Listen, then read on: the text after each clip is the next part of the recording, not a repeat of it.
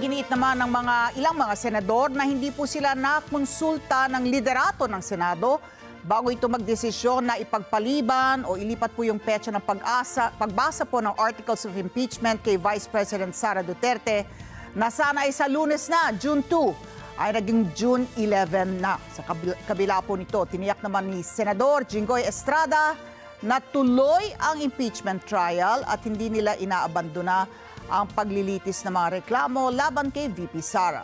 Mayan Corvera sa balitang yan. Hindi raw nakonsulta ang mga senador sa desisyon ni Senate President Francis Escudero na ipagpaliban ang presentasyon ng Articles of Impeachment at pagkukonvene ng impeachment court laban kay Vice President Sara Duterte. Una nang nagdesisyon si Escudero na sa halip na sa Lunes o June 2, iniurong ng June 11 ang pagbasa ng reklamo laban sa Vice Presidente.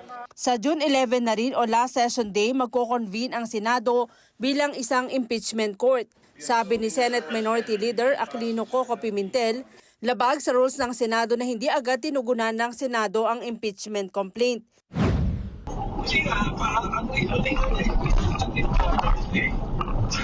tinulungan niya yung sabi niya tulot sa akin, tinulungan niya yung sabi niya dahil dito yung legislative. Pero kailangan din points out no, baka nakalimutan na ng lahat, walang siguro nakapansin.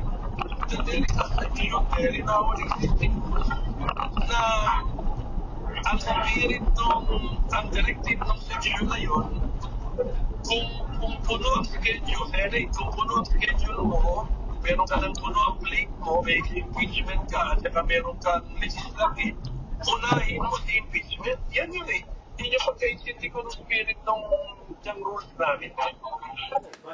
Hindi pabor si Pimentel sa ginawang pag-urong sa naunang schedule ng Senado dahil pagkatapos sanang mabasa ang Articles of Impeachment at makapag-convene ang Senado bilang impeachment court, gugulong na rin ang proseso at mapapasagot na ang ipinai-impeach na opisyal. Kukustyonin na raw ang hakbang ni Escudero sa sesyon sa Lunes. Tanong ni Pimentel, bakit kailangang i-delay ng 8 araw ang proseso samantalang kaya namang pagsabayin ito ng Senado dahil sang-ayon sa kanilang rules, dapat parehong iprioridad ng mataas na kapulungan. Ang bala ko sana, on the floor, tanungin ko siya bakit na-move ito. Yun lang, kung isakuha na tayo ng information, bakit na-move ito. Tapos, pinaparin-examine ko yung impeachment rules namin kasi ang naalala ko doon. Pero may section doon or provision na kung makikita mo yung spirit ng rules. Diyan pagka nagsasabay ang impeachment at saka legislative matters, dapat ang nag-giveaway ang legislative matters, not the impeachment. Wala namin schedule kasi saka yung rule number, but that is what I remember. Ganyan ang spirit ng impeachment. Para siya, you give it priority. Kasi nga, sabi ng Constitution, itapusin nyo na agad yan. Pag-trial na kayo para matapos na. Pero depensa ni Senate President Pro Tempore Jinggoy Estrada, hindi naman tuluyang inaabandona ng Senado ang pagdinig sa mga reklamo laban sa Vice Presidente. Nagdesisyon anya si Escudero na unahin ang pagpapatibay sa mga nakapending na panukalang batas dahil ito naman talaga ang pangunahing mandato ng Senado. Tuloy naman anya ang mga pagdinig maliban na lang kung maglalabas ng desisyon ang Korte Suprema pabor sa kampo ni Duterte. Binanata naman ni Estrada ang mga nagpapalutang na hindi natuloy ang impeachment trial at iginiit na ito ay chismis.